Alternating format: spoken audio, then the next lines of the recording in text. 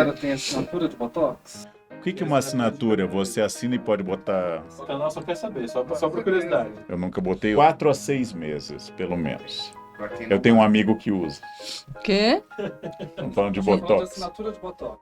Ah, você tem assinatura de Botox? Não, eu só lavo o rosto e uso protetor. Ai, que mentira. Vamos ser honestos aqui, porque eu sou uma pessoa que já fez várias coisas. A minha grande sorte é ter um amigo dermatologista. Eu fui lá na consulta e falei assim, eu tenho problema respiratório, né? Muita rinite, muita alergia. Eu acho que essa dificuldade de respirar tá fazendo com que eu fique com uma marca aqui no rosto. Aqui nesse bigode chinês, sabe? Um rosto com essa aparência de cansado e tal. Você acha que é isso? Ele falou, não, acho que é a idade mesmo. Ah, mas que amigo. Vamos falar de estética de maneira geral? Estética é boa, não que a gente precise, mas é bom falar Mas de pode estética. ser um bom assunto, né? É um bom tema. Então vamos começar. Está começando mais um Platitudes com Leandro Carnal. E Gabriela Prioli. Dessa vez mais lindos do que nunca. Leandro Carnal, você se considera um cara bonito? Não especialmente nesta fase, mas sempre é uma questão de comparação. Quer dizer, se é Quasímodo ou o Corcunda de Notre Dame, que era um rosto desequilibrado, ou, lá sei eu, se é Brad Pitt no seu apogeu. Então, sempre é uma questão de comparação. A estética pode ser entendida como uma parte da filosofia, uma das partes clássicas da filosofia que estuda o belo. Afinal, o que determina o belo? Essa questão aparece em Aristóteles, essa questão aparece em Platão, aparece em vários dos diálogos de Platão. Mas também hoje estética é tida como um método de embelezamento, que difere muito da filosofia clássica. Ou seja, como eu devo não apenas ser, mas parecer jovem, descansado, feliz. A ilusão de saúde juvenil é hoje a grande busca da estética. A ilusão, porque, claro, as pessoas não são mais tão jovens, mas manter essa ilusão de uma pele com grande quantidade de colágeno, com brilho e com disposição, essa aparência de felicidade juvenil, hoje é uma das grandes buscas da estética contemporânea, que não é mais a filosófica. E essa questão de discutir o que é belo, né? Eu percebo que tem um debate atual, ou que foi renovado, ou talvez que nunca tenha se perdido, mas enfim, eu percebo mais constantemente nas redes sociais e tal, dessa questão de se a beleza é relativa ou se existe um ideal absoluto de beleza. Essa também é uma questão filosófica. Montaigne tem um dos seus ensaios especificamente sobre essa ideia de beleza, de relatividade, da subjetividade do belo. É claro que os critérios da beleza são históricos. Então, quando Renoir pinta suas mulheres para um padrão de corpo que hoje seria considerado plus size, quando Rubens pinta as Três Graças em um padrão que ele busca a máxima beleza do corpo feminino, e podemos ver as Três Graças que hoje talvez não causassem o mesmo impacto, nós vemos que é um critério subjetivo. Em Roma, o cabelo claro já foi considerado um defeito. Depois, com o tempo, ele começou a ser visto como um sinal de civilização. Todos os critérios estéticos são critérios históricos. Hoje, o grande diálogo é com a gerontofobia. A beleza é vista como o avesso da velhice e manter o maior tempo possível a aparência de juventude. Vejam, com a minha idade, 61 anos, minha avó era uma matrona, de vestido preto, absolutamente idosa e com comportamento de idosa. Aliás, ela era assim desde os 40 anos de idade. Agora, hoje, nós temos uma ampliação da vida útil, um aumento da expectativa de vida, e o que você quer é parecer cada vez mais sempre jovem, inclusive para os exageros estéticos, quando os procedimentos, por exemplo, excedem o bom senso e o equilíbrio. Isto acontece também hoje.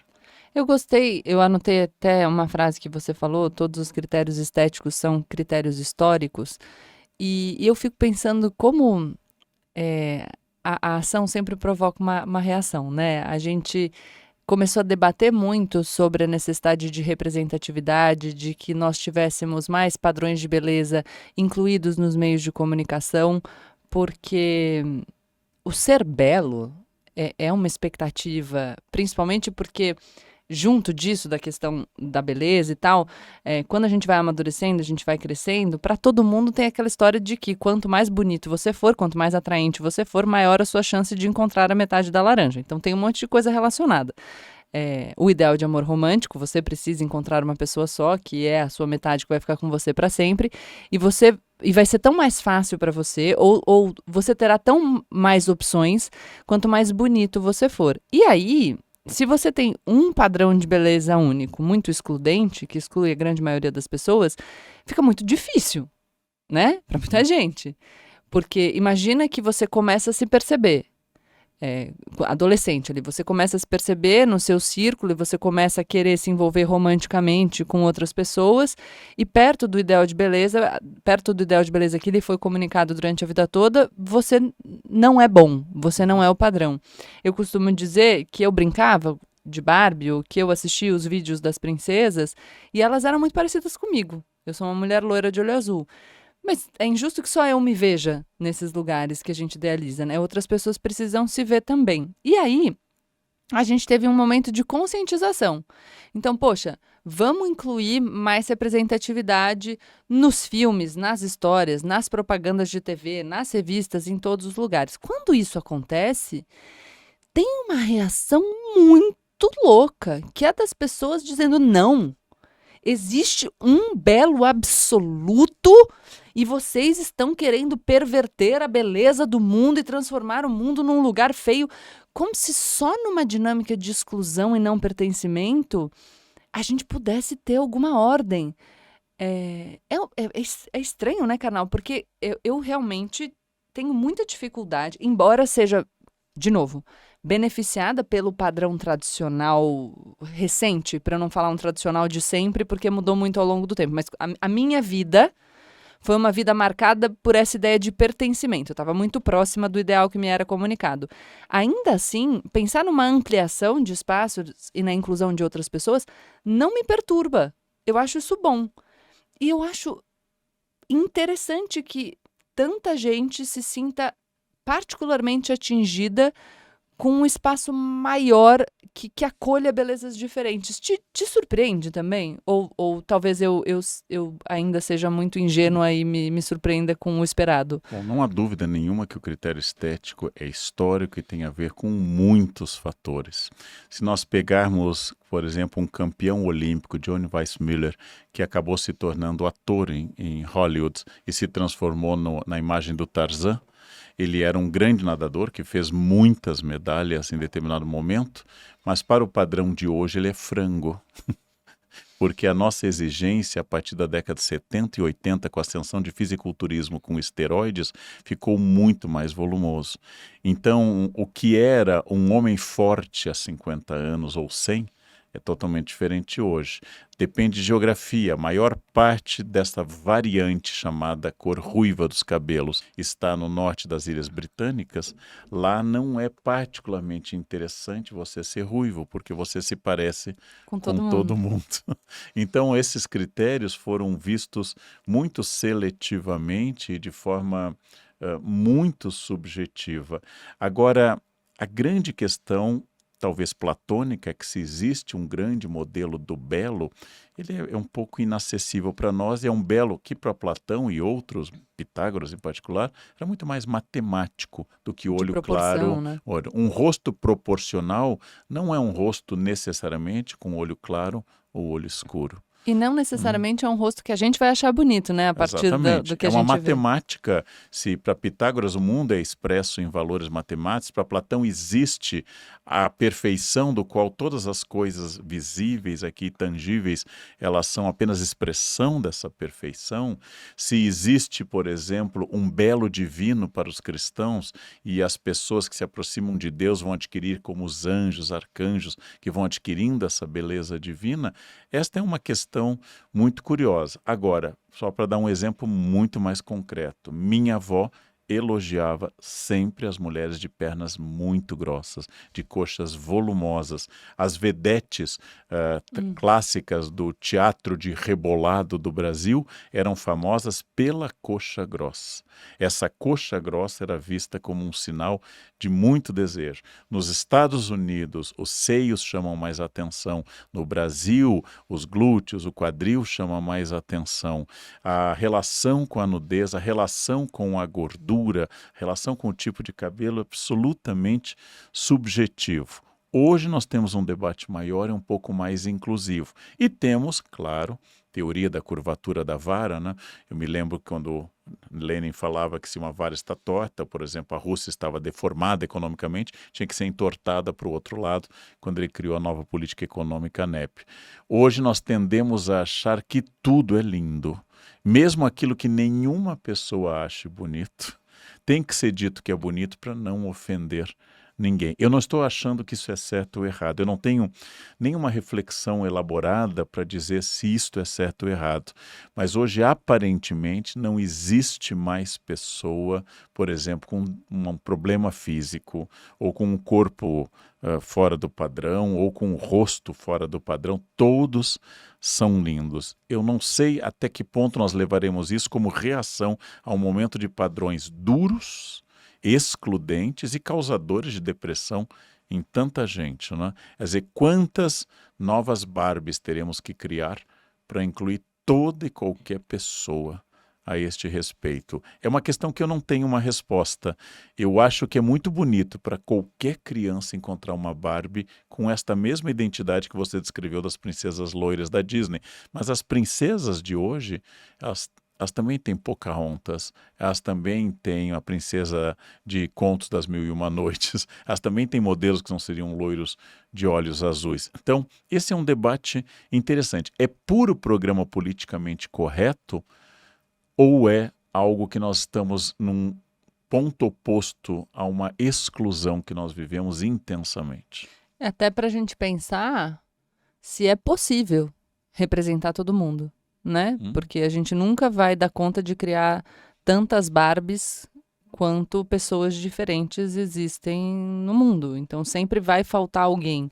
Será que o nosso objetivo deveria ser criar o maior número de Barbies que a gente conseguir? Ou será que talvez fortalecer na educação dos indivíduos a compreensão de que a gente não precisa se perceber na boneca? E eu falo isso porque quando você diz, será que vai ser só um discurso politicamente correto, me veio a ideia de que mesmo num contexto em que a gente pensa numa maior representatividade para compreender, para abarcar belezas diferentes, ao mesmo tempo cresce muito a procura por alternativas estéticas que permitam alcançar ideais de beleza que podem ser diferentes, mas assim, todo mundo ainda se sentindo pressionado para estar num lugar diferente daquele que se está agora. Então não é uma evolução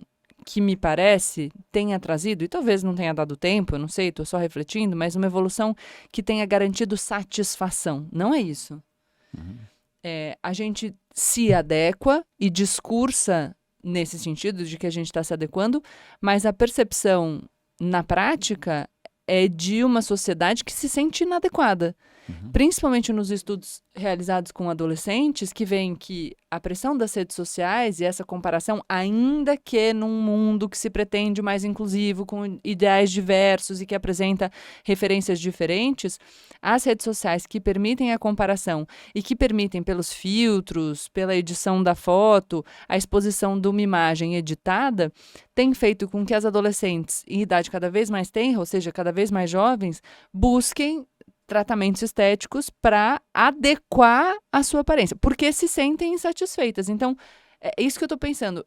A nossa evolução propiciou satisfação ou permanecemos todos insatisfeitos, né?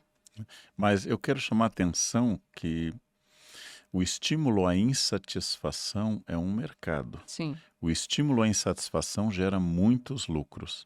Se eu estabeleço determinado padrão a partir de uma idealização conseguida por vezes com filtro, Photoshop, alterações da própria inteligência artificial, eu vou vender muitos procedimentos. Se existe um cabelo bonito e existe um cabelo ruim, expressão que eu aprendi em São Paulo, um cabelo ruim, eu vou ganhar milhões com chapinhas, alisamentos, tingimentos e assim por diante. E você, quando você diz não existe cabelo bom e cabelo ruim, e incentiva as pessoas a abraçarem as próprias belezas, mas ainda assim diz que elas precisam de um ativador de cachos, o que eu digo é, você inclui sem diminuir a demanda pelo produto. Porque Sim. não é que seu cabelo é bom por...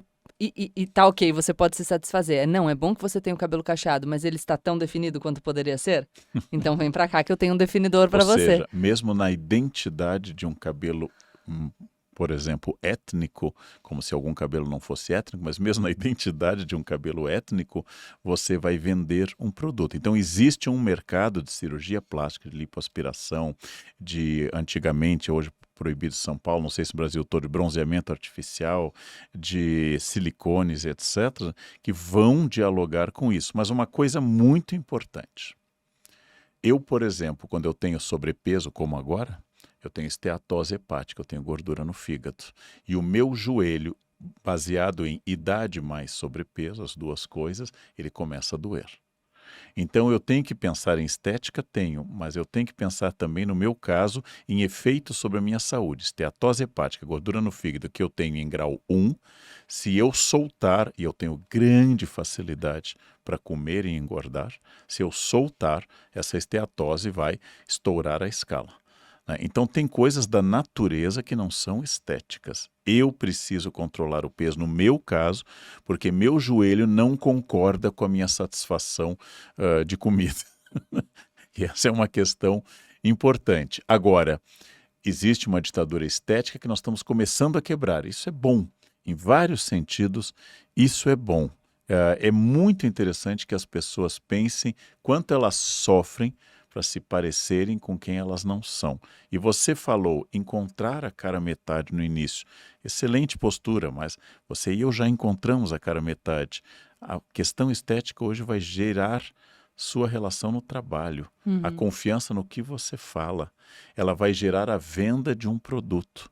Quanto mais você for bonita, inclusive em padrões mais amplos hoje de inclusão, mais você vende um produto e faz publis.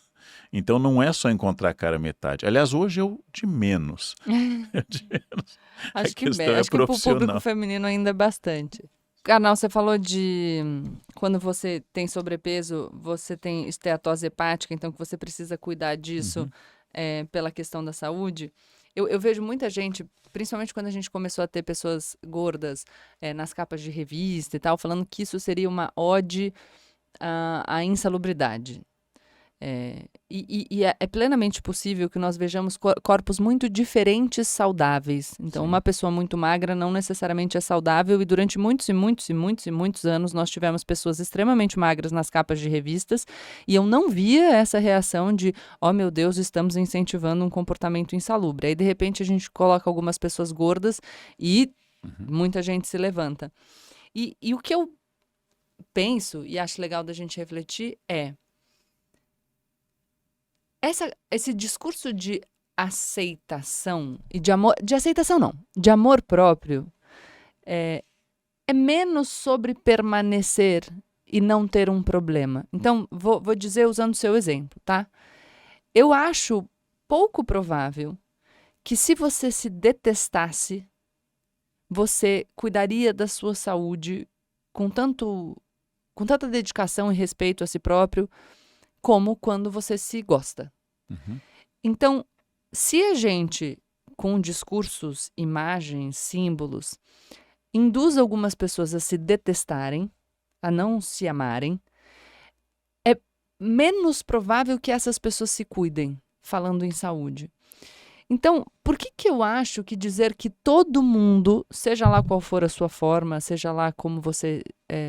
qual for a sua aparência, por que eu acho que é benéfico o discurso de que todo mundo deve se amar. Porque se amar não necessariamente é permanecer. Então, se por acaso você está com sobrepeso e isso é um risco para a sua saúde, ou se por acaso você está magro demais e isso é um risco para a sua saúde, ainda assim eu quero que você se ame. Porque é só você gostando de você mesmo que você, penso eu, tem disposição e incentivo para se melhorar. Então, não vejo como pode ser contraprodutivo um discurso de amor próprio. O amor próprio é sempre bom e o amor próprio é pressuposto para a evolução, é pressuposto para a mudança, é pressuposto para que você cuide da sua saúde. Então, claro que um discurso que não considera que tanto no sobrepeso quanto na magreza pode haver ausência de saúde, ele é um discurso raso. Mas ainda que você esteja insalubre, um passo para você se melhorar é você se gostar. E eu me surpreende que as pessoas se revoltem tanto com um discurso que incentiva amor próprio. Eu realmente fico intrigada. E acho que a gente precisa pensar, porque, claro, você falou dos procedimentos, eu falei do cabelo, que a gente está vendendo produto para tudo e isso é uma realidade. Mas, ao mesmo tempo, é bom também dedicar um tempo para si. E pode ser um tempo para passar um creme no rosto, um hidratante para a pele, que é importante. Eu, por exemplo, se não passo hidratante na minha pele, não é só uma questão estética. Se eu não hidrato a minha pele, eu fico com ferida, eu fico mal, de saúde. Então, preciso fazer isso. A questão do protetor solar, para a gente evitar o câncer de pele. Então, não é só para evitar o envelhecimento, tem outras coisas incluídas aí. A gente conseguir pensar na estética, tendo essa consciência crítica de que muitas demandas são criadas para que a gente consiga movimentar o mercado, mas que tem outras coisas que a gente pode incorporar no nosso dia a dia que são benéficas e prazerosas, e por que prazerosas também benéficas. Então, a gente não pode ser escravo da estética, não pode se deixar dominar por essas expectativas que são impostas pela comunicação de massa, por padrões que a gente vê nas redes, mas que a gente precisa se olhar, se conhecer e explorar o que tem à nossa disposição com discernimento. E acredito que esse discernimento vai ter que vir ao lado de um processo de reflexão sobre quem eu sou, qual o meu papel e assim por diante. E entender que as imagens públicas, que muitas vezes aparecem em revistas, em telejornais ou em redes sociais, são uma vitória da tecnologia. Isso. Eu aqui sou uma vitória da tecnologia.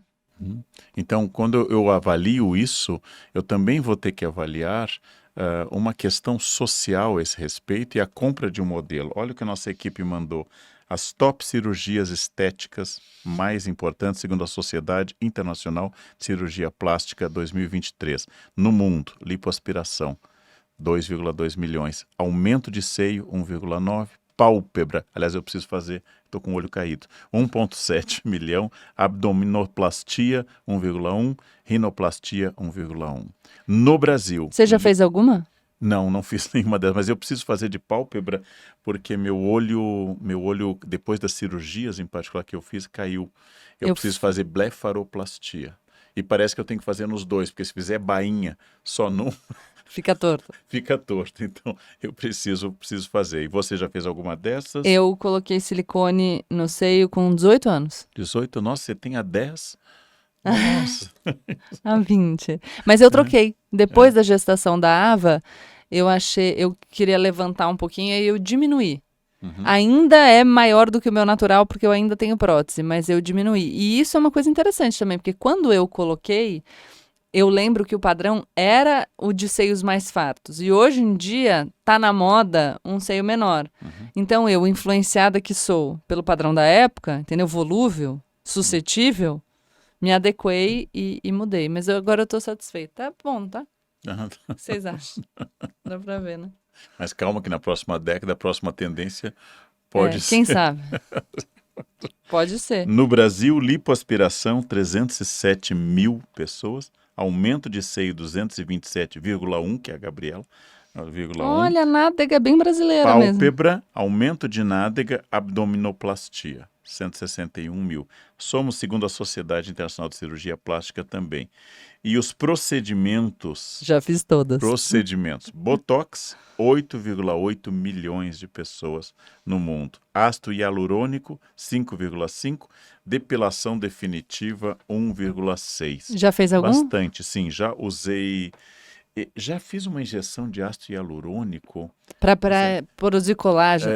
No já- bigode chinês. Já fiz bigode chinês, já fizeram no pescoço, já fizeram uma coisa quente no meu pescoço também. Foi esse aí que eu É, encontrei você Sculptra depois. e- Esse é pra Isso. produzir colágeno. Colágeno, e já fiz também botox algumas vezes. E aí você vai olhar e dizer, imagina se não tivesse feito, né? Mas é para guardar certa dignidade. No passado eu desconfiava mais disso, mas era uma crítica de juventude e uma crítica injusta, inclusive. Se você tem procedimentos que não sejam destrutivos e procedimentos que você possa se beneficiar, você deve fazer. Hoje eu já fui crítico disso. Ou pode fazer se quiser também, né? Eu e o Karnal, acho que você vai lembrar de que episódio eu tô falando. Que tem uma coisa nessa parada da estética que é uma resistência que também aprisiona. Então, assim, uma coisa é você dizer que uma mulher pode fazer, que ela deveria fazer procedimento só se ela quiser, e que um ideal estético impositivo não é benéfico, um único ideal estético, que a gente deveria poder viver mais livremente, aceitar as nossas particularidades. Isso é bom, isso é libertador. Dizer que uma mulher pode fazer escova ou não, se assim ela desejar, é bom. Dizer que ela deve fazer escova ou que ela não pode fazer uma escova no cabelo, dos dois jeitos é violento, entendeu? Então, não adianta pra gente, sob o pretexto da gente ser mais livre, a gente também dizer, você faz o procedimento estético, então você é um absurdo. Outro dia, sabe o que eu ouvi?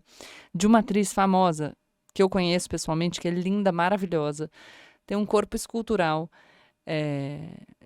belíssima, assim, sabe? Muito linda.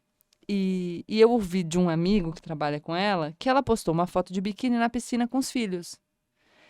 E alguém falou, pô, ela postar uma foto assim, deprime a grande maioria das mulheres. Mas, então, ela não pode postar foto de biquíni com o filho? Como que fica? Então, uma coisa é você dizer uma capa de revista que foi editada e que você não tem um aviso sobre ela ter sido editada. Uma pessoa com filtro. Ou, penso até, uma pessoa que se submeteu a diversos procedimentos estéticos e não fala sobre isso abertamente, ou mente. Acho que aí a gente tem uma questão ética. Embora entenda que as pessoas também... Penso que as pessoas devem ter o seu direito à privacidade, a compartilhar aquilo que elas querem. Mas as pessoas têm que poder ir para a piscina e usar biquíni, qualquer que seja o corpo, e tirar a foto que ela quiser e postar uma foto linda na rede social se ela estivesse achando linda. Eu acordo horrorosa, hoje até postei um story, e aí quando faço maquiagem fica um pouco melhor. E se eu fizer uma maquiagem super bonita, tiver com uma roupa linda, eu vou querer postar uma foto de linda, porque já que eu tô tendo aquela chance, né? Eu vou aproveitar. Então, tem um pouco isso também, né? Que a gente vai para um outro extremo muito doido, assim, que é de não pode fazer nada. Se você fizer, você é um horrível. Esteticamente, o que mais lhe incomoda em você? Em mim? É. Putz, várias coisas. Eu vou contar, se vocês... Olha, nós vamos fazer um combinado agora, pera. Só... Vai ficar entre a gente aqui. Essa comunidade fechadinha do Platitudes. Porque se vocês espalharem, aí eu vou postar uma foto, o pessoal vai ficar olhando o meu defeito. Entendeu? Porque eu vou trazer atenção. Mas, em ordem de importância, depois da gestação, eu fiquei com um excesso de pele na parte inferior da barriga que me incomoda um pouco, porque a minha barriga sempre foi diferente, então estou lidando com isso. A minha vida inteira tem uma gordurinha assim no culote e uma nos flancos que eu também não amo. Tecnicamente, os médicos chamam de pochete. Não, a pochete é na frente, não é? Não, a pochete é lateral. Cartucheira? A equipe aqui diz cartucheira. Pochete, para mim, é gordura lateral. Não, Ah. pochete você usa na frente. É bom, você não deve usar, né? Mas se você usar, Tá bom. nós E estamos tem... falando de estética, essa é opcional. É pra eu falar todos? Vou falar todos. O que você quiser, o que se sentir bem. Tá, o meu joelho, e eu acho que isso é uma coisa meio genética, porque a minha mãe, eu lembro da minha mãe falando assim, o meu joelho é caído. Eu falava, cara, que joelho? Como assim joelho caído? E o meu joelho é caído, hoje em dia. Então, quando eu uso saia, assim, ele é um joelhinho triste, sabe? É um joelho triste. E outro dia eu vi uma moça que eu acho linda, maravilhosa, e ela tem um joelho triste. E aquilo me deixou tão feliz. Eu falei, pô, ela tá aí de mini saia com o joelho triste? Eu vou usar meu joelho triste também. Então tá, já falei flancos, culote, barriga, tudo. Joelhos e... o rosto dá uma caidinha, né, carnalzinho? Não Com a sei. idade. Ele Não dá, sei. ele dá uma Eu caidinha. não me lembro mais quando ele deu a caidinha. Ele dá. Já Mas- faz tantos anos. Mas aí Eu também... só tenho pretérito perfeito. Eu vou vivendo. Não são coisas que me impedem de botar um biquíni e viver minha vida. Eu vou vivendo minha vida. Mas assim, se por acaso surgir um tempo e tiver a oportunidade, por que não? Você sabe que a Vênus de Milo tem um pouco de barriga para o nosso padrão atual. Mas a grande lição que a Vênus É que de ela Milo... tem que outras coisas também que eu não tenho, né, É, no caso. Aí A não- Vênus de Milo foi, inclusive, usada para medidas de Miss Universo. Mas ela nos ensina sobre o risco de roer unha, né? Porque ela foi roendo. Eu acho, por exemplo, eu falei que eu preciso fazer blefaroplastia. Mas eu acho que Desde, você tá tão bem. desde que o Fernando Henrique fez e eu vi, Você ficou com isso na cabeça. eu fiquei, porque fica roxo, parece que você levou um soco, mas depois você ressuscita. Uma assistente minha fez também. Um dos pontos que a idade mais me incomoda é o pescoço de peru, né? Que você passa pela rua, esse glu, glu, glu, glu, e eu lembro do meu irmão fazendo na minha mãe assim, vamos bater um papinho, e batia aqui. Você sabe o que eu faço? Eu passo creme de rosto no pescoço, já é um clássico. Mas eu pego o meu creme de rosto e passo no joelho. Eu tenho uma esperança. Eu li um livro da Agatha Christie, que acho que é Um Gato Entre Pombos, em que ele descobre quem é a assassina na escola porque é uma mulher mais velha disfarçada de estudante e pelo joelho. É Um Gato Entre Pombos, acho que é esse o livro, Um Gato Entre Pombos. Eu li toda a Agatha Christie em Como a sequência. literatura traz pertencimento, né? Traz pertencimento. E ele descobre assim, ela está mentindo a idade por causa do joelho. O joelho é é quase a dendrocronologia, quando você descobre a idade da árvore pelos anéis. Mas, gente, o joelho da Xuxa é tão lindo. Já vi pessoalmente umas pernas maravilhosas, o joelhinho ali intacto. Não é triste que nem o meu. É. Mas a tristeza você pode contar uma piada. Não adianta. Ó, isso. É um joelho cronicamente triste. Agora, de fato, eu acho que não existe pessoa que se considere perfeita, mas o papel da estética, em primeiro lugar, é você não usar um critério externo. Alguém já disse que a Barbie, como boneca, é inviável como ser vivo. O comprimento da perna não sustenta ou cria instabilidade gravitacional para frente ou para trás. Eu acho que isto é uma questão importante para pensar dessa idealização que as esculturas criavam, né? Uhum. As esculturas criavam essas formas perfeitas. Quando Davi pinta a morte de Sócrates, que está hoje no MoMA em Nova York, ele pinta 13 pessoas, Sócrates com a taça de cicuta, Alcibíades de costas, Platão com a mão na perna dele. Platão é um homem de mais de 70 anos e Platão está com o abdominal definido. E eu acho que isto é Photoshop do Davi para isso. Mas um caso que clássico inveja, de carnal. Photoshop artístico é a estátua de Maria Antonieta em Saint-Denis, onde estão enterrados quase todos os reis da França. Maria Antonieta era uma mulher de olho cinza azulado, um cabelo loiro, era uma mulher tida por bonita, com pele de porcelana, mas tinha um defeito notado pelo avô do seu marido, Luís XV. Ela tinha seios muito pequenos. E aí, Hoje ela estaria bem. no túmulo dela, deram um up no seio dessa mulher. Ela tá lá, absolutamente, Pamela Anderson, absolutamente notável no túmulo dela, né? Porque ela ganhou um up extraordinário. A pobre da Rainha Vitória começou seu governo em 1837 sem a fotografia. E a Rainha Vitória é muito bonita a óleo, em pintura a óleo. Quando inventaram a foto, Ela era uma mulher muito baixa, depois teve obesidade muito cedo, perdeu o dente, e o marido dela era alto e relativamente bonito, o príncipe Albert. Aí a foto foi um desastre. Então também são as pessoas que têm a sorte de ter pintura a óleo. Ou Facetune, né? E o azar que eu tenho hoje, que é o aumento da capacidade das máquinas de registrarem seu rosto. Eu adorava a foto preta e branca, Carnal, eu ao faço um fim da programa tarde. de televisão em 4K. em 4K. 4.000, o K é a abreviatura de 1000. É terrível, né? Imagina se aparecesse meu joelho. Vamos dar um pitaco no BO? Você não falou, e você? O que você gostaria de fazer? Eu já falei, a blefaroplastia e trocar de pescoço. Eu gostaria de ter um pescoço Modigliani. Gosto muito de um cara que, além de ser incrível em muitos aspectos, tem uma obsessão com procedimentos estéticos. Ele faz várias intervenções para melhorar a aparência e isso me deixa um pouco incomodado. Eu sei que ele também gosta de mim e estamos desenvolvendo algo juntos, mas não consigo deixar de me sentir desconfortável com tantas mudanças que ele está fazendo em si mesmo. Não quero parecer controlador ou crítico e, ao mesmo tempo, sinto que não posso ignorar o que estou sentindo. Minha questão é, devo abordar esse assunto com ele? E se sim, como faço isso sem parecer que eu estou invadindo o seu espaço ou tentando mudar quem ele é? Quero encontrar um equilíbrio entre expressar meus sentimentos e respeitar suas escolhas pessoais. O que vocês acham? Como eu posso lidar com essa situação de forma madura e respeitosa? Eu diria que encontrando um equilíbrio entre expressar os seus sentimentos e respeitar as escolhas pessoais do seu parceiro. Como é que você faz isso? Você senta para conversar, diz de forma transparente: olha, o que eu sinto é isso, o que me incomoda é isso, o que eu penso é isso, e você respeita a decisão dele a partir da conversa de vocês, mesmo que ela seja contrária à sua. Eu teria que fazer uma anamnese, uma série de perguntas prévias. Primeiro, os procedimentos são pagos exclusivamente com o dinheiro dele ou implica que você entre nesse consórcio? Segundo, ele precisa desses procedimentos, talvez ele seja muito mais feio do que você esteja investindo nessa melhoria a partir do contato com você. Ou seja, ele pode estar fazendo esses procedimentos com medo da comparação com você.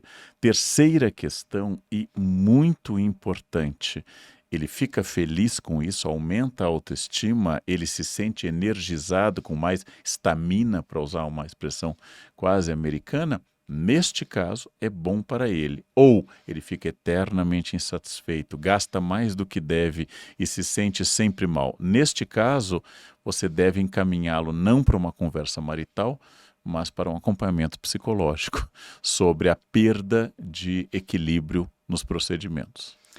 Sempre difícil, né? Porque se a pessoa está passando do limite da saúde e a gente gosta da pessoa, mas sempre eu ouvi recentemente de um psicanalista que conversou comigo que a gente precisa da autoimplicação. A pessoa precisa se implicar, ela precisa querer. Então, a gente pode conversar e tentar ajudar, mas no fim das contas, a decisão vai ser dele, né? A menos que seja um caso, enfim, grave, que a gente precise da interferência de terceiros no sentido de curatela, por exemplo. Mas é diferente. Por mais que eu goste, não é um BO. Será que alguém chamou a gente de feio? Porque as pessoas chamam a gente de metido. Olha que... Gente! Ninguém chama a gente de feio. Cara, num programa sobre estética. É. Porra, tá aí. Ó, tenho aí uma dica pra você. Você não quer ser chamado de feio? Seja metido. Porque as pessoas vão ficar só falando que você é metido, snob, vaidoso. Não é? Chama a atenção para um outro defeito. Porra, carnal. A gente aqui dando... Meu Deus. Vamos lá pro hater. Pedro, por mais que eu goste do Karnal, Karnal também é um intelectual desses que ele mesmo critica, no sentido de apenas uma bolha acadêmica. Ele não tá tão perto do povo como acha. O discurso ainda tá na circunferência elitizada da universidade. Porque aí ele discordou de vários haters. Não tem consenso. Primeiro, conceito de povo, né? O povo brasileiro, pela Constituição, são todos os cidadãos que estão nesse território nacional com os direitos de povo. Eu acho que há vários elementos elitizantes, como, por exemplo, ler todos os dias. ou ter capacidade de me dedicar a atividades intelectuais. Porém, se eu for comparar com o público que eu atingia em 1997 na universidade e Eu o era uma público que eu criança. atinjo hoje, eu não posso concordar com essa crítica. Acho que ela é injusta, porque eu atinjo muito mais gente. Hoje, vendo pessoas como Clóvis de Barros Filho, ou o Mário Sérgio Cortella, ou eu mesmo, eu vejo que nós temos uma penetração muito maior do que na média nós tínhamos no passado, quando, por exemplo, o Clóvis era professor da USP, o Cortella da PUC e eu da Unicamp. E não atingir todo mundo Uhum. não significa que o movimento de ampliação não tenha sido feito, né? Num país da dimensão do Brasil e com as nossas dificuldades estruturais e com a desigualdade que é a nossa característica, imaginar que uma pessoa, por mais que ela simplifique e amplie o seu discurso, vai conseguir dar conta de todo mundo, isso enfim, ilusório, porque a gente precisa, para criar identificação com o público também, ter algum grau de proximidade para que as pessoas se identifiquem com as nossas experiências e com os discursos. E no Brasil é fácil de você estar muito distante da realidade de inúmeras pessoas. Então, estou te falando isso para pensar que talvez isso não seja um problema do Karnal. Não estou dizendo aqui como uma advogada que vai dizer o Karnal não pode melhorar em nada aquilo que ele faz. Todo mundo pode, eu posso, ele pode, você pode, todo mundo pode melhorar. Mas será que não atingir um público mais amplo é problema só do Karnal? Ou será que nós temos aí outros problemas e a gente não está olhando para eles porque é mais fácil jogar nas costas de uma pessoa? É algo para a gente refletir. Gabriela Prioli mal dissimula seu desprezo pelas religiões, principalmente pela sua frontal divergência em relação aos costumes e tradições. Um observador sutil terá notado em diferentes momentos o seu esforço pela autocontenção para transmitir alguma isenção. Interessante isso. Não, acho de uma injustiça brutal, Gabriela. Também. Você não é uma pessoa com envolvimento biográfico religioso, tendo se casado com um marido de origem evangélica, você colocou um terço para se aproximar da família, demonstrando isso um afastamento para mostrar a sua falta de habilidade com tudo isto, né? Mas eu acho que é injusto. Eu acho que o desprezo da Gabriela é com pessoas dogmáticas, com pessoas intolerantes. E essa ela tem um desprezo não disfarçado. Ela joga. Mas não, eu tenho mais ambiguidades com religião do que você, porque eu passei pela experiência religiosa e hoje eu sou ateu. Você nem se anuncia como ateia, porque espera o reencontro com seu pai, e nem é uma pessoa com a experiência biográfica das religiões. Não, eu acho que é uma falsa consciência, uma frase talvez mal interpretada sua. Eu convivo com a Gabriela há anos, ela não tem ambiguidades com a religião. Ela tem ambiguidades com vários outros campos, como eu tenho também. Agora, eu que amei e hoje sou ateu, eu tenho oscilações de conhecimento, de amor e de distanciamento que são muito mais notáveis que as suas, por exemplo. E eu respeito muito a experiência religiosa, a crença, a fé. Eu admiro muito a fé. Eu acho que eu tenho até um desejo de conseguir ter uma fé sem questionamentos. Eu estou falando da minha experiência pessoal. Eu acho muito bonita a relação das pessoas com as suas crenças e religiões. Acho tão bonito e tão proveitoso para elas, na experiência delas, que é por isso que eu tenho uma resistência explícita a todo tipo de autoritarismo. Uhum. Porque se um grupo, uma pessoa, se sobrepõe às outras pessoas, eu vulnero a experiência de fé de muita gente. Então, o que eu quero, a partir de um discurso de tolerância, é que todo mundo tenha o direito de viver na plenitude a sua experiência de fé. E tem até, enfim, vocês sabem que eu me posicionei muito politicamente. Teve dois episódios no Brasil, em que o grupo mais progressista, uma parcela dele, fez piada com a manifestação, a fala em línguas, em outro contexto, com uma pessoa que relata uma experiência pessoal de aparição. Vi alguém quando estava vivendo uma experiência dolorosa, uma criança numa árvore que está vivendo uma experiência dolorosa e tem uma visão, e outra que fala em línguas. Nessas duas oportunidades, O que eu disse era que, para mim, a intolerância religiosa é esse tipo de ridicularização, porque essas experiências pessoais e de fé, elas são experiências pessoais dessas pessoas, ainda que elas se coloquem na esfera pública. E são pessoas em relação às quais eu posso fazer outras muitas críticas. Existem outras muitas críticas, eu não acho que a gente precisa entrar nesse espaço da crença e nesse espaço pessoal. Claro que essas mesmas pessoas, quando usam a sua fé, a sua religiosidade para tentar interferir em política pública, interferir no espaço de liberdade de outras pessoas, aí sim receberão a minha crítica, de novo, de forma entusiasmada e absolutamente explícita. Mas eu tenho um respeito enorme, acho bonito, acho positivo para as pessoas, mas só acho que é positivo se todo mundo puder viver a sua fé e a sua crença. 2 chatos, e não pelo conteúdo, mas pela forma. Pelo menos salvou o conteúdo. Conteúdo é bom e a gente é chato pela forma. Pela forma poderia ser excesso, poderia ser desequilíbrio e pela forma poderia ser inadequação. Aí eu precisaria de mais dados para saber. Eu tenho muitos momentos chatos, Gabriel. Tenho muitos momentos chatos. Falta de medida, excesso de fala, inadequação ao ambiente. Às vezes de forma consciente, às vezes inconsciente, eu me torno chato. E isto é uma característica mesmo. Às vezes eu achava que ser professor nos tornava sempre estimulantes da chatice por cobrar datas, cobrar horários, cobrar leituras e assim por diante.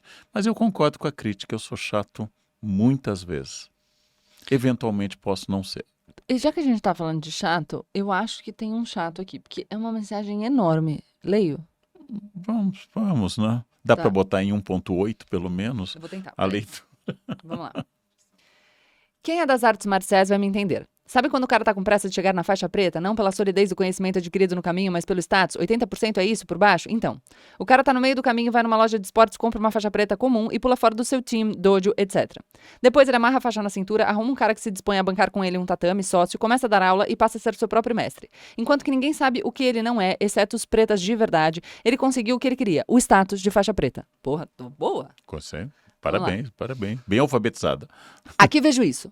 Não consigo assimilar a Gabriela Prioli como uma intelectual. Aliás, sob um personagem completamente novo e artificial, diferente do que era na CNN, com uma postura toda estudada, agenciada, sei lá, e com uma postura talvez até de equidade com o Karnal, que tem 100 anos de estrada, te chamou de velho. E com uma certa anuência dele. Acho que ele é fã... Acho que ela é fã desses caras, Karnal, Cortella, Clóvis, Pondé, etc. E tá tentando uma vaga por aí. Sou fã de Karnal, Cortella, Clóvis e Pondé. Aí se acertou. De toda forma, não quero dizer que é fake. Creio que ela esteja investindo nessa carreira. Ok, mas por hora não passa, pelo menos pra mim, essa casca toda que ela parece ter. Me parece uma aluna recém-egressa de algum mestrado em filosofia. Não fiz mestrado em filosofia, mas tudo bem.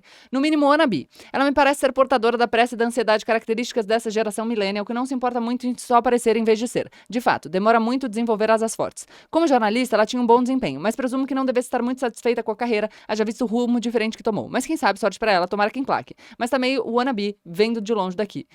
Também não sou jornalista, eu sou formada em Direito. Obrigada, ele me desejou sorte. Ele disse que você é jovem dessa geração recente, eu sou velho. Será que ele é meu hater ou seu? Eu não sou... Eu tenho 100 anos de estrada, ou seja, eu comecei por volta de 1924, quando São Paulo estava sendo bombardeada. 1924 eu estava começando, não é que eu nasci, eu tenho 100 anos de estrada, então pelo menos eu tinha 18. Eu tinha 18. 118 anos é um tempo incomum para a humanidade. É melhor Possível. você fazer a blefaroplastia mesmo. Para quem tem 118, você tá ótimo. Mas é curioso, né? Porque ao dizer que Gabriela é fã, e ele parece ser fã também, de Cortella, Clóvis, Pondé e Karnal, ele está erigindo um grupo de intelectuais que para muitos outros intelectuais, especialmente os que estão exclusivamente na universidade, têm outra postura, já não são intelectuais. Então você é o wannabe de gente wannabe. Você vira, você vira signo de signo. Você está imitando gente que imita intelectuais. Então eu estou tentando Que é mais entender... fácil do que imitar o intelectual de verdade. Não, vamos lá.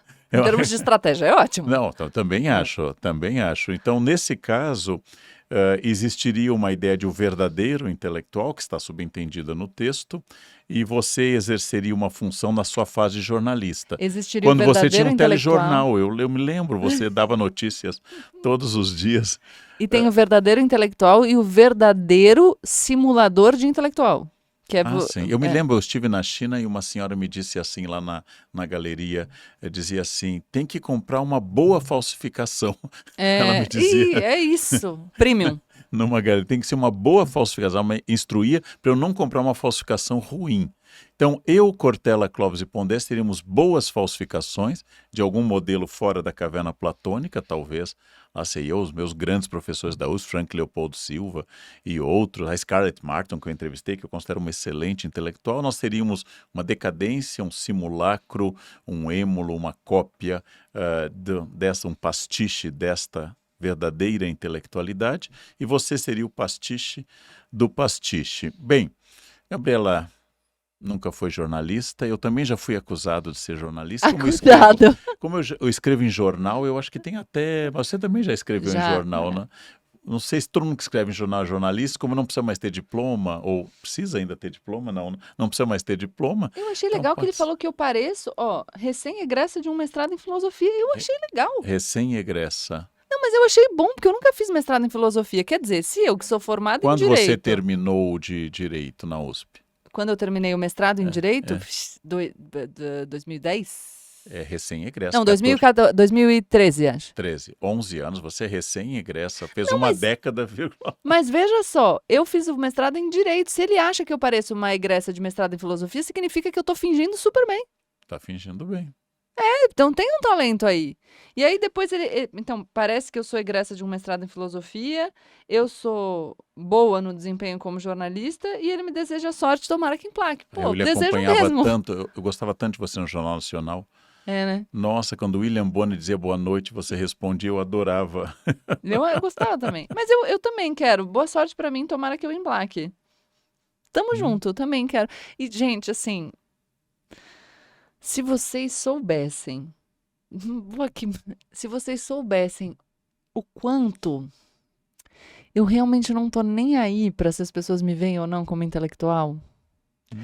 O que eu tô querendo é, assim, tá tranquila com aquilo que eu compartilho, ter responsabilidade com a minha produção, e impactar as pessoas que veem valor naquilo que eu falo. Não vai ser todo mundo, tá tudo bem, mas... Estou fazendo o meu trabalho, acho que tenho coisas de valor para compartilhar, senão não compartilharia. Tenho muita responsabilidade com o meu conteúdo e fico feliz por aqueles que conseguem tirar do que eu falo ou do que eu faço algum proveito. Não é o seu caso?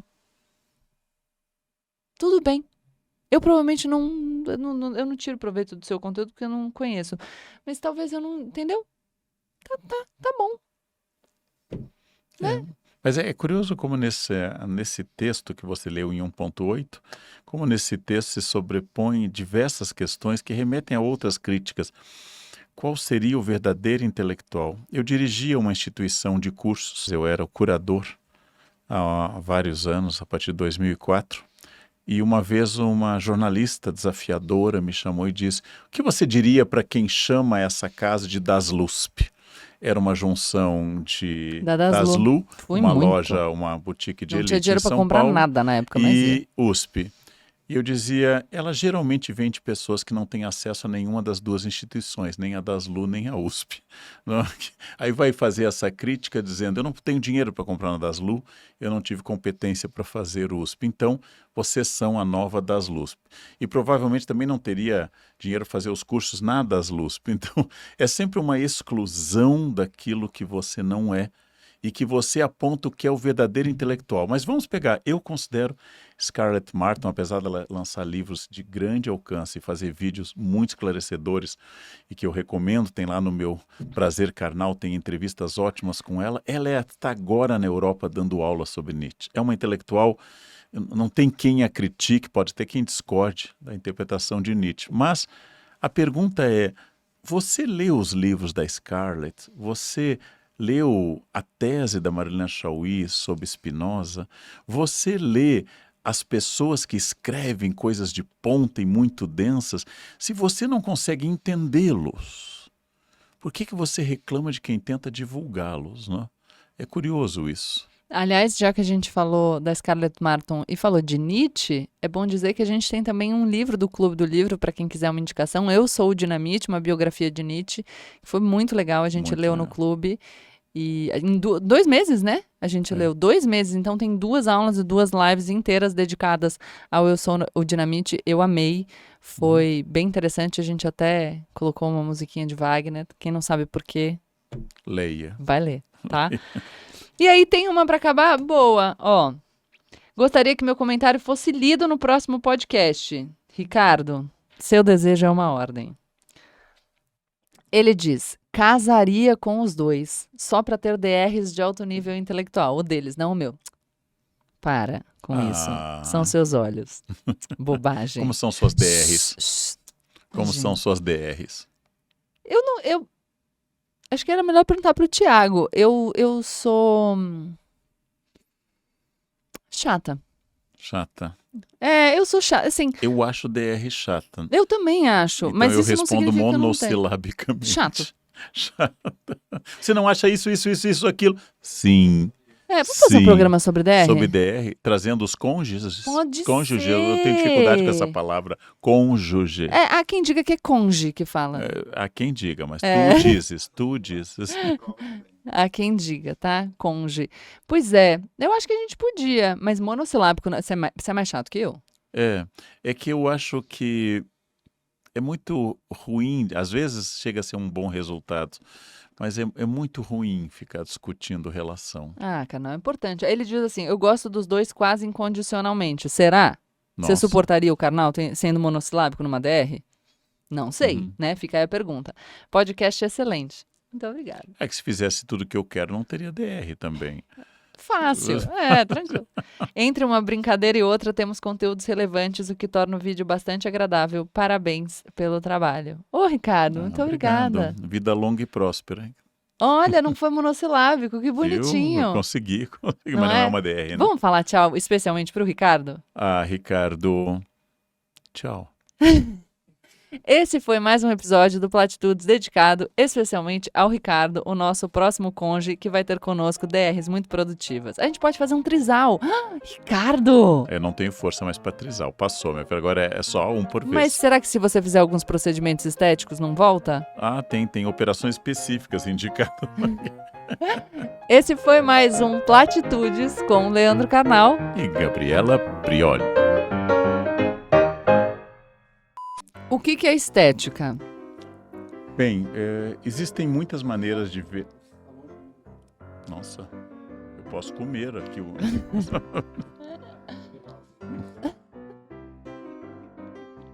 Então, estética. Tem uma câmera. Estética. A palavra intelectual passou a ter um sentido que no Renascimento seria o humanista. E hoje os intelectuais mais famosos, como Yuval Harari, eles se tornaram famosos porque saíram da bolha universitária. A grande questão é que os grandes especialistas em história não são conhecidos do público.